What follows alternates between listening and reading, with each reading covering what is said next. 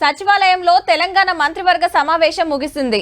CM మంత్రులు గంటల కొద్దీ చర్చలు జరిపారు. ప్రధానంగా బీసీలకు రిజర్వేషన్లు పెంచే బిల్లు, ఎస్సీ వర్గీకరణ బిల్లులపై కేబినెట్ భేటీ సాగింది. ఈ రెండు బిల్లులకు ఆమోదం తెలిపి వచ్చే అసెంబ్లీ సమావేశాల్లో ప్రవేశపెట్టనున్నట్టు సమాచారం. అలాగే కొత్త రేషన్ కార్డులు, కాంగ్రెస్ అమలు చేస్తున్న పథకాలపై చర్చించినట్టు తెలుస్తోంది. బీసీలకు 42% రిజర్వేషన్లు, ఎస్సీ వర్గీకరణ బిల్లుకు ఆమోదం మీద 3 గంటలకు మీదనే చర్చ నడిచింది. ఎస్సీ వర్గీకరణ బిల్లుకు కేబినెట్ ఓకే చెప్పిందట. రేపటి అసెంబ్లీ మీటింగులలో పెట్టి ఫైనల్ చేసే పనులు ఉన్నారు.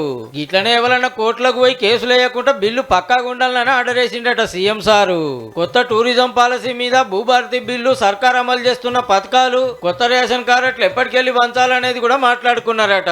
రాబోయే శాసనసభ సమావేశాల్లో బీసీల రిజర్వేషన్ సంబంధించి 42% పెంచే ముసాయిదా చట్టాన్ని ఈరోజు బిల్లును కేబినెట్ ఆమోదించింది. స్థానిక సంస్థలకు 42%తో పాటుగా విద్యా సంస్థలు, ప్రభుత్వ ఉద్యోగుల్లో కూడా 42% ఇవ్వాలనేటువంటి 2 వేర్వేరు తీర్మానాలను ప్రవేశపెట్టడం.